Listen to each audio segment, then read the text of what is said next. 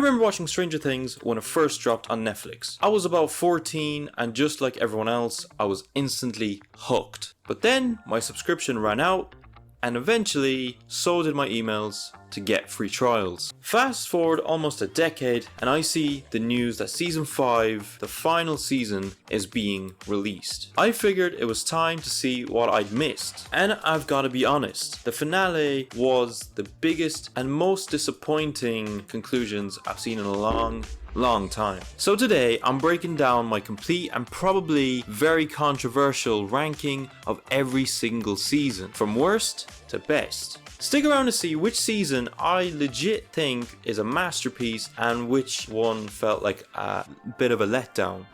Number 5, Season 3. Henderson! Henderson! He's back! He's back! I'm back! You got the job! You got the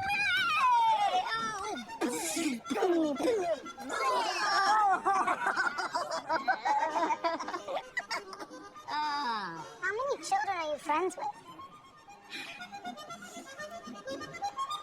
Alright, coming in a dead last for my pick of the worst season has gotta be Season 3. I know this one has its fans, but for me, this is where the show has kind of lost the plot. After the dark, moody, and genuinely tense vibe of the first 2 seasons, Season 3 felt like if your favorite, serious, moody rock band suddenly released a bubblegum pop album. Suddenly, we're in the summer of '85, and everything is bright neon colors and set in the Staircart Mall. And while the aesthetic was fun for a minute, it felt like the show was leaning way too hard on 80s nostalgia instead of focusing on its own story. The whole Russian conspiracy plot felt cartoonish, like something out of a Saturday morning cartoon. And the jokes constantly undercut any real sense of danger. For me, it stretched the show's integral logic to its breaking point. It was like playing a serious game of chess and then your opponent declares that their pawn can suddenly fly. The idea of 4 kids discovering a secret military base, infiltrating it, and having Steve knock out a trained soldier just felt too far stretched and broke the rules of the world. Now don't get me wrong, the finale is pretty strong.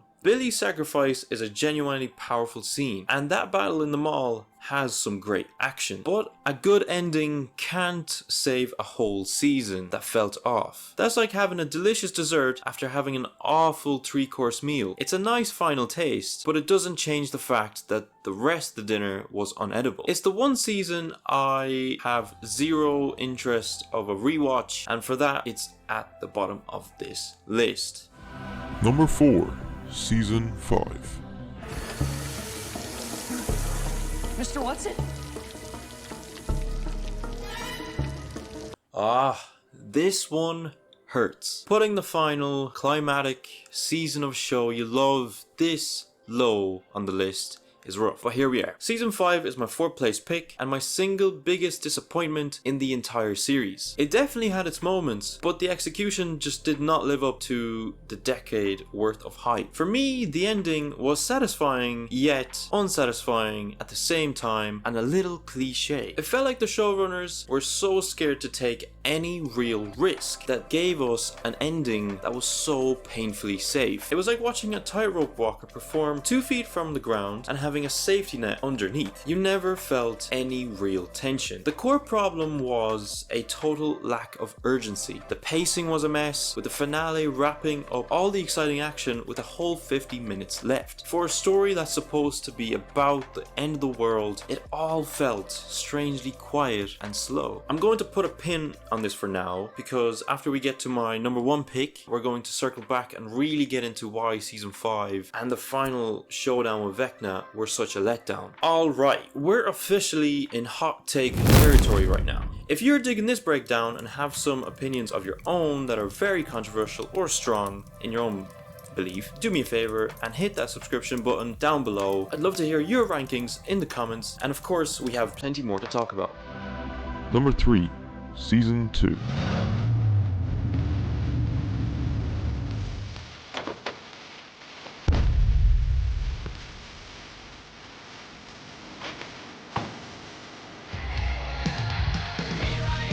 Now we're getting to the good stuff. Coming in at number 3, without a doubt, is the most underrated season of the show. I've seen this one get so much hate over the years, and I just don't get it. For me, season 2 is where the world of Stranger Things felt the biggest and most immersive. It took everything from season 1 and expanded on it. We got a deeper understanding of the Upside Down, we saw the very real trauma Will was dealing with, and we got introduced to amazing new characters like Max, Murray, and of course, Bob Newby.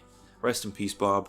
You were too good for this world anyway. And yes, we have to talk about the Lost Sister episode. It's the one episode where everyone agrees is a huge misstep. It was like pausing a thrilling movie right at the climax to watch an unrelated TV commercial. It just grinds the whole season to a halt. But honestly, 1 week episode isn't enough to sink an otherwise fantastic season. The rest of season 2 though is very strong. From the slow burn horror of Will being possessed by the mind flayer to the genuinely touching father-daughter dynamic between Hopper and Eleven, this season has so much heart and does a brilliant job exploring the aftermath of trauma, making it a critical part of the story. Number 2, Season 1.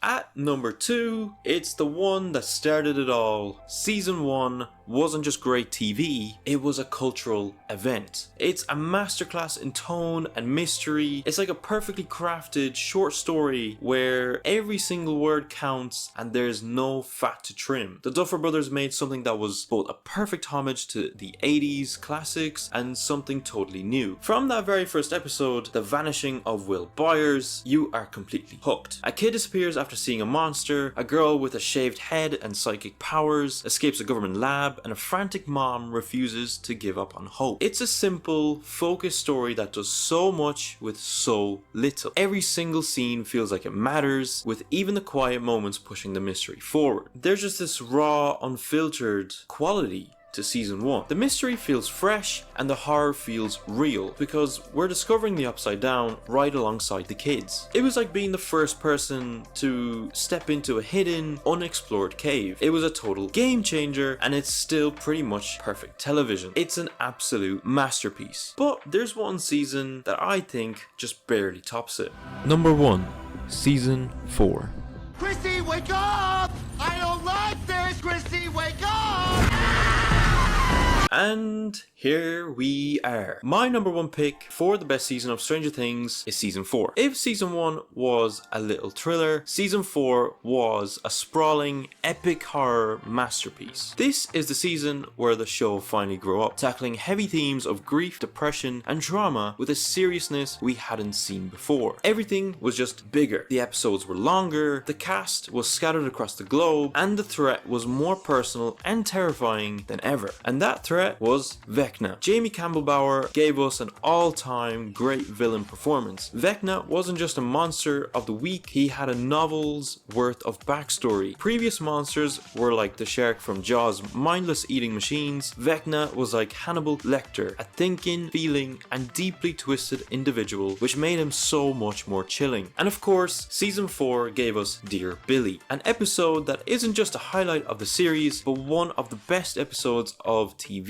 made in the last decade. That sequence of Max escaping Vecna, powered by Kate Bush's running up that hill, became a cultural phenomenon for a reason. It was the perfect blend of character, music, and visuals. Season 4 was ambitious, emotional, and genuinely scary. It raised the stakes to their absolute peak and set the stage for what should have been the greatest finale of all time. What went wrong with the finale? Which brings us back to season 5. After the absolute triumph of season 4, the finale had so much momentum, but instead of a huge, satisfying conclusion, it felt deflated. It was a finale that played it safe when it needed to be bold. To be fair, let's start off with what actually worked. There were some genuinely great moments in there. The payoff for Will's journey was a big one. For years, his connection to Vecna was just a source of pain, but in season 5, we finally saw him use that link as a weapon. And a lot of the character goodbyes were handled beautifully, giving us a nice closure for friendships like Steve Steve and Dustin's. But that's where the praise ends for me. The biggest problem was a total lack of stakes. It felt like the writers were playing poker with Monopoly money. No one was ever at risk of actually losing anything important. This led to a showdown with Vecna that was over before it even had the chance to begin. After being built up as this all-powerful god-tier villain, Vecna's defeat felt shockingly easy. It honestly undermined how scary he was in season 4 and felt like a cheap shortcut. And then there were the things the show just, well, forgot about. For the final charge into the Upside Down, where were the Demogorgons, Demodogs, the bats? It was like staging a massive medieval battle but forgetting to include any knights or soldiers. The whole thing felt weirdly empty. And don't get me started on Eleven's vague, ambiguous ending, which felt like reading a fantastic novel to find out the last chapter has just been torn out. The irony is that season 4 did more with less. Max running from Vecna in Dear Billy is one of the most powerful scenes the show ever made. Season 5 had more money, more tools, more freedom, and still couldn't recreate that feeling. It's the perfect example of how spectacle can't replace tension. In the end, season 5 felt like a great few scenes buried inside a deeply flawed season. It was a finale that chose to be safe when it should have been brave, and it just felt underwhelming for a show that had reached such incredible heights. So there you have it, my final and I'm sure very controversial ranking of Stranger Things. At the bottom is season 3, followed by the disappointing season 5, the underrated season 2, the classic season 1, and at the very top, the epic masterpiece that is season 4. This show deserved a final season as legendary as its best moments. But that's, of course, just my opinion. Now I want to hear from you. What did you think of the finale? Was it a satisfying ending for you, or were you a bit like me, a bit let down by it? Let me know your full list in the comments below. Let's talk about it, and thanks for watching.